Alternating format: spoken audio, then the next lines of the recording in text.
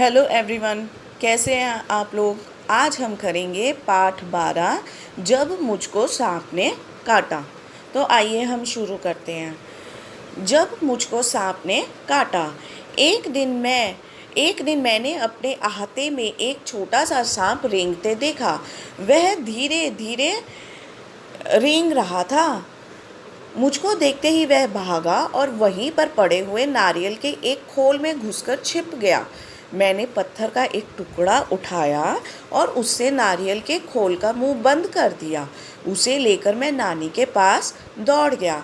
तो इस बच्चे ने एक दिन अपने अहाते अहाते मतलब आंगन, जो चारों तरफ दीवार से घिरी हुई होती है। आप ये सोच लीजिए कि अहाते का मतलब होता है कि एक खुली जगह घर के सामने जो चारों तरफ दीवार से घिरी हुई होती है। इस छोटे से बच्चे ने एक सांप को रेंगते हुए देखा और वह सांप जैसे ही इस बच्चे को देखा, एक नारियल की खोल में घुसकर छिप गया। वो होते हैं ना नारियल जो अंदर से खोखले होते हैं, तो उसके अंदर वह सांप घुसकर छिप गया। और इस बच्चे ने क्या किया, उसने एक पत्थर का एक टुकड़ा उठाया और नारियल के खोल का मुंह बंद कर दिया ताकि वो सांप वहाँ से निकलकर भाग ना सके। और उस खोल को उठाकर वह अपने नानी के पास चला गया।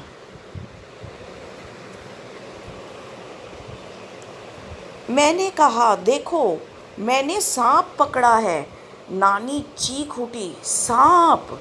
वह इतना घबरा गई कि लगी जोर जोर से चीखने पुकारने। नाना ने सुना तो अंदर दौड़ आए।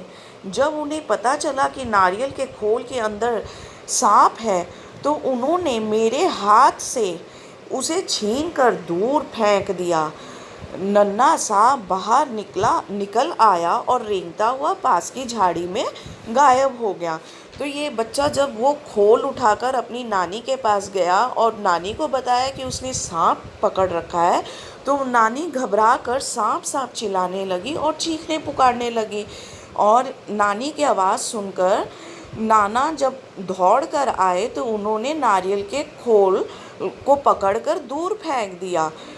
दूर फेंकने की वजह से नन्हा सांप उसमें से निकल गया और रेंगता हुआ पास की झाड़ी में चला गया। नाना ने मुझसे कहा, खबरदार, फिर कभी सांप के पास मत जाना, सांप बहुत खतरनाक होते हैं। और इसके बाद नाना ने इस छोटे से बच्चे को समझाया कि वह कभी भी सांप के पास ना जाए। क्यों? क्योंकि सांप बहुत ज़्यादा खतरनाक होते हैं। उसी दिन शाम को एक बर को पकड़ने की कोशिश कर रहा था कि उसने काट खाया। अब ये बच्चा उसी दिन एक बर एक छोटा सा कीड़े की तरह जानवर होता है, छोटा सा, जो कि डंक मारता है और उसके डंक मारने से बहुत दर्द होता है। तो उसी शाम को ये छोटा सा बच्चा अब उस एक बर को पकड़ने की कोशिश कर रहा था और उस बर ने इस बच्चे को काट लिया। बड़ी ज़ोर से दर्द उठा। मुझे दर्द से कराते देख नानी ने सोचा कि मुझे सांप ने काट लिया। मैंने दौड़कर नानी को उंगली दिखाई। उन्होंने जल्दी से नाना को पुकारा। अब इसे दर्द में चिल्लाता देख इस बच्चे को नानी ने तो सोच लिया कि भाई इसे तो सांप ने काटा है, और उसने जल्दी जल्दी नाना जी को उसके पुकारा। नाना तुरंत दौड़े आए और मेरी उंगली को देखा।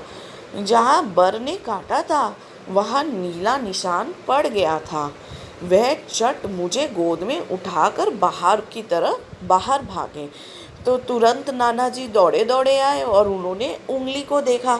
जहाँ उस बच्चे को उस बर ने काटा था वहाँ पे नीला निशान पड़ गया था।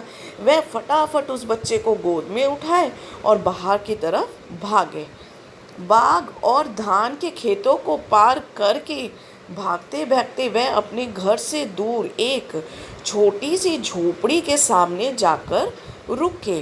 तो अब वो सारे धान के खेत को पार करके बच्चे को गोदी में उठाए भागते भागते आखिरकार एक झोपड़ी के सामने जाकर रुक गए। वहाँ पहुँचते ही उन्होंने आवाज़ लगाई। एक बूढ़ा आदमी बाहर निकला। वह सांप के काटने का मंत्र जानता था। नाना ने उससे कहा, इस बच्चे को सांप ने काट लिया है, इसकी इसकी झाड़ फूक कर दो। तो एक बूढ़ा आदमी निकला, वो सांप के काटने के मंत्र को जानता था। ऐसे लोग होते हैं गाँव में जो अगर सांप काट ले तो झाड़ फूक करके बंदे को ठीक कर देते हैं। नाना ने उससे कहा कि उनके बच्चे को सांप ने काट लिया है और वो उसे झाड़ फूक करके ठीक कर दे। बूढ़ा मुझे झोपड़ी में ले गया। उसने मेरी उंगली देखी और बोला, चुपचाप बैठो, हिलना डुलना मत। फिर पीतल के बर्तन में पानी लाया और मेरे सामने बैठकर मंत्र पढ़ने लगा। फिर उस बच्चे को वो एक कमरे में ले गया और उसे कहा कि चुपचाप यहाँ पर बैठो, और बच्चे के सामने बैठकर वो मंत्र पढ़ने लगा और एक पीतल के बर्तन में पानी ले आया। मैं चाहता तो बहुत था कि उस बूढ़े को बता दूं कि मुझे सांप ने नहीं, बर ने काटा है, पर मेरे नाना मुझे कसकर पकड़े रहे और मुझे बोलने ही नहीं दिया। तो ये बच्चा बहुत चाहता था कि ये उस बूढ़े इंसान को बता दे कि उसे सांप ने नहीं बल्कि बर ने काटा है, पर इस बच्चे के नाना ने उसे बहुत ज़ोर से पकड़ रखा था और उन्होंने बोलने ही नहीं दिया। जैसे ही वह कुछ कहने को मुंह खोलता, वह डॉक्टर कहते, चुप, डर के मारे चुप हो जाता। हमारे पीछे हमारी नानी भी कई लोगों के साथ वहां आ पहुंची। सब लोग उदास खड़े देखते रहे और जैसे ये बच्चा कोशिश करता कुछ कहने का, इसे चुप करवा दिया जाता। और इधर उस बच्चे की नानी भी बहुत सारे लोगों के संग वहां पहुंच चुकी थी और सारे लोग बहुत ज़्यादा उदास दिख रहे थे। तब तक मेरी उंगली का दर्द जा चुका था, फिर भी मुझे वहाँ ज़बरदस्ती बैठकर झाड़ फूक करवानी पड़ रही थी। कुछ मिनटों बाद बूढ़ा आदमी उठा। उसने उसी बर्तन के पानी से मेरी उंगली धोई और मुझे पिलाया भी। और इस बीच क्या हुआ बच्चों कि इस बच्चे का दर्द जा चुका था, लेकिन फिर भी वह वहाँ चुपचाप ज़बरदस्ती बैठा रहा। और कुछ मिनटों बाद ये झाड़ फूक वाला बंदा उठा और पानी में उसकी उंगली धोई और उसे वही पानी पिला भी दिया। उसने मुझे बोलने से मना कर दिया ताकि दवा का पूरा असर हो। फिर वह नाना से बोला, अब बच्चा खतरे से बाहर है, अच्छा हुआ आप समय रहते मेरे पास ले आए, बड़े जहरीले सांप ने काटा था। तो देखा बच्चों, यहाँ उसे जहरीले सांप ने नहीं काटा था और ना कुछ हुआ था, लेकिन फिर भी उस आदमी ने झाड़ फूक करके ऐसा जताया या प्रतीक किया कि जैसे उसने ही इस बच्चे को ठीक किया है। और उसने उसके नाना पे ये भी कहा, नाना से, कि अच्छा हुआ आप समय रहते ले आए उसे यहाँ पे, क्योंकि उसे बहुत ही जहरीले सांप ने काटा था। सब लोगों ने बूढ़े को उसके अद्भुत इलाज के लिए बहुत बहुत धन्यवाद दिया। घर लौटने के बाद नाना ने उसके लिए बहुत सी चीज़ें भेंट में भेजी। तो एक तो सबने उस बूढ़े आदमी का धन्यवाद किया, ऊपर से उसे ढेर सारी चीज़ें भी मिली। तो देखा बच्चों, अगर इंसान को समझ बुद्धि की थोड़ी सी भी कमी होती है तो किस तरह इंसान इधर उधर मूर्ख बनता है। तो ये सारी अंधविश्वास की बातें होती हैं। तो चलिए, हमने ये पाठ पढ़ना ख़त्म कर लिया है। अब हम इसके क्वेश्चन आंसर करते हैं। नाना मुझे झाड़ फूक वाले आदमी के पास क्यों ले गए? उत्तर है, नाना ने मेरी उंगली पर नीला निशान देखकर सोचा कि मुझे सांप ने काट लिया है और इसका इलाज केवल तंत्र मंत्र ही है। अतः मुझे झाड़ फूक के से इलाज करने वाले आदमी के पास ले गए। मैं बूढ़े आदमी को क्या बताना चाहता था? मैं बूढ़े आदमी को बताना चाहता था कि मुझे सांप ने नहीं, बर ने काटा है। जब सांप नारियल के खोल में घुस गया तो मैंने क्या किया? मैंने ऐसा क्यों किया होगा? जब सांप नारियल के खोल में घुस गया तो मैंने उसे पत्थर से बंद कर दिया। ऐसा मैंने खेल खेल में किया था। फिर जब वह बंद हो गया तो मैंने पकड़ लिया। क्या बूढ़े आदमी ने सचमुच मेरा इलाज कर दिया था? तुम ऐसा क्यों सोचते हो? उस बूढ़े आदमी ने मेरा इलाज नहीं किया था क्योंकि मुझे सांप ने तो काटा ही नहीं था। जब बच्चों यहाँ पे ये बताया गया कि जब सांप ने काटा ही नहीं तो इलाज कैसा? मुझे असल में सांप ने नहीं काटा था। फिर मैंने अपनी कहानी का नाम जब मुझको सांप ने काटा क्यों रखा है? तुम इससे भी अच्छा कोई नाम सोचकर बताओ। यह पूरी कहानी सांप के काटने पर ही घूमती रहती है। दादाजी के मन में सांप का भय विद्यमान था। अंत जब लेखक को बर काट लेता है तो उन्हें लगता है कि इसे सांप ने काटा था। सारा घर इस बात से परेशान हो जाता है और आन फान में वह झाड़ फूंक करने वाले के पास जा पहुंचते हैं। इस कहानी का और भी शीर्षक हो सकता है अंधविश्वास, नाना का डर, गांव का डॉक्टर आदि। तो ये कहानी में अंधविश्वास के चलते लोग गलत और बिना मतलब की चीज़ों पे विश्वास करते दिखाए गए हैं। मैं बूढ़े को कुछ बताना चाहता था पर बता नहीं सका। क्या तुम्हारे साथ भी कभी ऐसा हुआ है? एक बार मेरे दोस्त से मेरी लड़ाई हो गई थी। मैंने लड़ाई का सारा दोष अपने दोस्त पर मढ़ दिया। उसके माता पिता ने उसे बहुत मारा। उस समय मैं बताना चाहता था कि इसमें मेरा भी दोष है, परंतु पिटाई के डर से कुछ बोल नहीं पाया। तो बच्चों, ऐसा हमारे संग होता तो है ही है कभी ना कभी ज़िंदगी में, जब हम अपनी गलती बताना चाहते हैं या कोई और सच्चाई बताना चाहते हैं पर हम खुद ही बड़ों के डर से बता नहीं पाते। क्या तुमने कभी सांप देखा है? तुमने सांप कहाँ देखा? उसे देखकर तुम्हें कैसा लगा? मैंने सांप कई बार देखा है। जब हमारी गली में सपेरा सांप का खेल दिखाता है, मैंने तब सांप देखा है। उसे देखकर डर लगता है।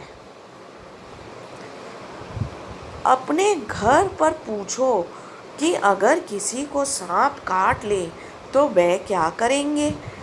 घर पर पूछने पर पता चला कि अगर सांप काट ले तो जहाँ सांप काटे उसके ऊपर नीचे कसकर पट्टियाँ बांध दे ताकि जहर आगे ना बढ़े और तुरंत अस्पताल ले जाए।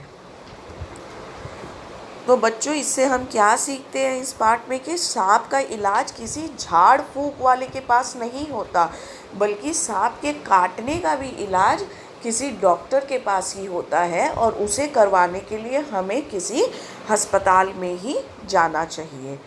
कहानी में लड़के को बर काट लेती है। बर का डंक कैसा होता है?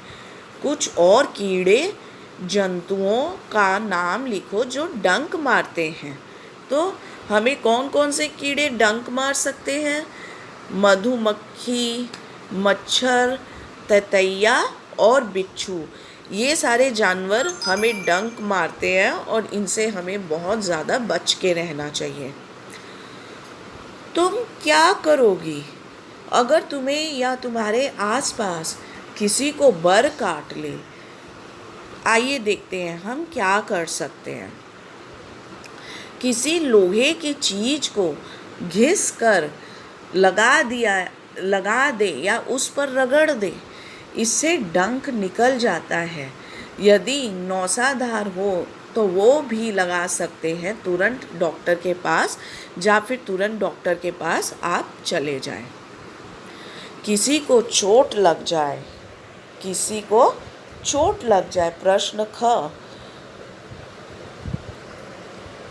किसी को चोट लग जाए तो तुरंत डेटॉल से धोकर पट्टी बांध दे, फिर तुरंत डॉक्टर के पास ले जाए। तो बच्चों हमने देखा कि किसी भी सूरत में हमें डॉक्टर के पास ज़रूर जाना चाहिए। किसी की आँख में कुछ पड़ जाए तब हमें क्या करना चाहिए, आइए देखते हैं। अगर आँख में कुछ पड़ जाए तो पलक उठाकर हिलाएं और ठंडे पानी से धोएं। किसी के नाक में खून बहने लगे, किसी की नाक से खून बहने लगे तो पीठ के बल लेटाकर सिर पीछे की तरफ थोड़ा झुका दें। सिर पर ठंडा पानी डालें। यदि फिर भी बंद ना हो तो तुरंत डॉक्टर के पास ले जाएं।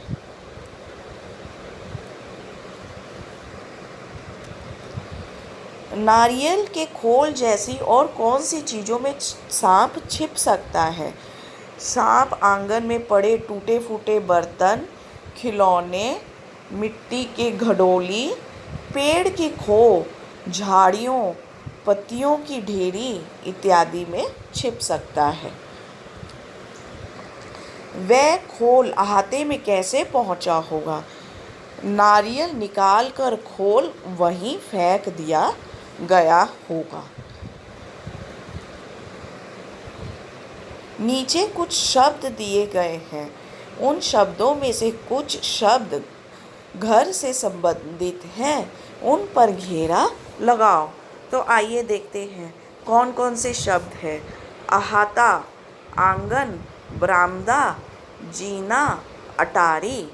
तो इन 5 शब्दों में से कौन सा हमारे आंगन या घर से रिलेटेड है? अहाता, अहाता मतलब आंगन।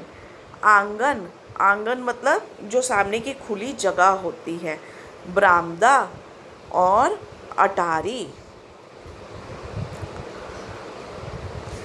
अब नेक्स्ट, आला, घेर, सीढ़ी, छत और सड़क। तो आइए हम देखते हैं। इसमें है आला, सीढ़ी, छत। तो इसमें हुआ आला, सीढ़ी और छत। रसोई,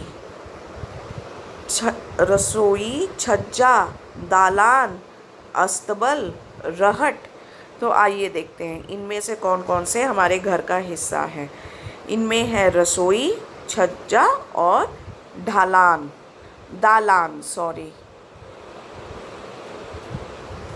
अब नेक्स्ट लाइन में है नहर, पुलिया, जोहड़, डाकघर, टांड, कमरा और मुंडेर। चलिए अब हम देखते हैं।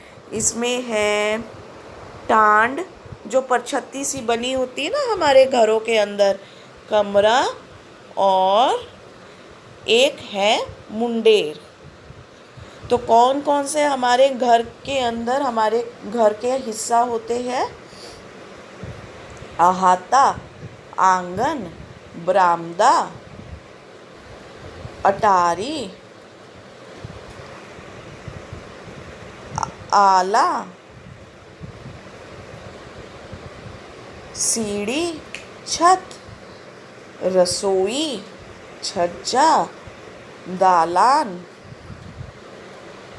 टांड, कमरा और मुंडेर। नीचे लिखे वाक्यों का मतलब बताओ। सांप पास की झाड़ी में गायब हो गया। इसका मतलब है सांप पास की झाड़ी में चला गया। वह चट मुझे गोद में उठाकर भागे। इसका मतलब है वह जल्दी से मुझे गोद में लेकर भागे। अब बच्चा खतरे से बाहर है। अब बच्चा ठीक है, उसे कोई खतरा नहीं। नाना ने उसके उसके लिए बहुत सी चीज़ें भेंट में भेजी। नाना ने उसे बहुत सी चीज़ें उपहार स्वरूप दी। अलग अलग निशाने से पता चलता है कि बात कैसे कही गई होगी। अलग अलग निशानों से पता चलता है कि बात कैसे कही गई होगी। अब नीचे लिखे वाक्यों में सही निशान लगाओ। अब इन्हें बोलकर देखो। नानी चीख उठी, सांप। सांप धीरे धीरे रेंग रहा था। क्या तुम बाजार चलोगी? चुपचाप बैठो, हिलना डुलना मत। तुम्हें यह कहानी कैसी लगी? आहा, कितनी मीठी है। चलिए अब हम आए देखें इसे कैसे कहा गया होगा। नानी चीख उठी होगी, एक्सक्लेमेशन मार्क। सांप धीरे धीरे रेंग रहा था, पूर्ण विराम। क्या तुम बाजार चलोगी? Question mark. चुपचाप बैठो, हिलना डुलना मत, पूर्ण विराम। तुम्हें यह कहानी कैसी लगी? क्वेश्चन मार्क, प्रश्नवाचक। यह प्रश्नवाचक सेंटेंस है। आहा, कितनी मीठी है। तुम लड़के को क्या कहोगे? कारण देकर बताओ। नीडर, नादान, होशियार, शरारती, डरपोक या शर्मिला। नादान, क्योंकि उसे सांप को पकड़ना एक खेल लग रहा था। सांप कितना खतरनाक होता है इसका उसे पता ही नहीं था, तो हम इस लड़के को नादान कहेंगे। यहाँ धीरे शब्द को 2 बार इस्तेमाल किया गया है। ऐसे ही और कुछ शब्द लिखो और उनसे वाक्य बनाओ। चलते चलते, पीछे पीछे। चलिए आइए अब हम वाक्य बनाएं। चलते चलते, वह चलते चलते गिर गया। पीछे पीछे, तुम मेरे पीछे पीछे कब आए? आगे आगे, वह आगे आगे भाग रहा था। भाग भाग, भाग भाग कर काम किया करो। मोटे मोटे, वहाँ बड़े मोटे मोटे मच्छर हैं। घसीट घसीट, वह घसीट घसीट कर क्यों चल रहा है? तो अब हमने देखा कि हमने ये पाठ पढ़ लिया है, तो आइए हम आपसे थोड़े बहुत कुछ प्रश्न पूछते हैं इस पाठ के संदर्भ में। देखते हैं कि आप इनके उत्तर दे पाते हैं कि नहीं। मुझे पूरा विश्वास है कि आप सभी सारे उत्तर देंगे। तो चलिए शुरू करते हैं। बच्चा कहाँ खेल रहा था? हाँ, इसका उत्तर है बच्चा अहाते में खेल रहा था। उसने सांप कहाँ पे देखा? उसने अपने आंगन में सांप को देखा। सांप कहाँ घुस गया? नारियल की खोल में। उसके नाना नानी क्यों डर गए? उसके नाना नानी इसलिए डर गए क्योंकि उन्होंने सोचा कि बच्चे को सांप ने काटा है। उसके नाना नानी उसे कहाँ ले गए? उसके नाना नानी उसे एक बूढ़े इंसान के पास ले गए जो कि झाड़ फूंक करने वाला व्यक्ति था। क्या बच्चे को सच में सांप ने काटा था? नहीं, बच्चे को सांप ने नहीं काटा था, बल्कि उसे एक बर ने काटा था। क्या ये व्यक्ति सच में सांप के काटे का ठीक कर पाता अगर सच में सांप ने काटा होता तो? नहीं, झाड़ फूंक करने से सांप के काटे का कभी ठीक नहीं होता। अगर कभी सांप काट ले तो इंसान को हमेशा डॉक्टर के पास हॉस्पिटल में जाना चाहिए। तो बच्चों, अगर आपको यह पसंद आया हो पाठ तो प्लीज़ आप हमारे चैनल को लाइक, शेयर और सब्सक्राइब कीजिए। हम आपसे फिर मिलते हैं दूसरे पाठ पे। Thank you everyone.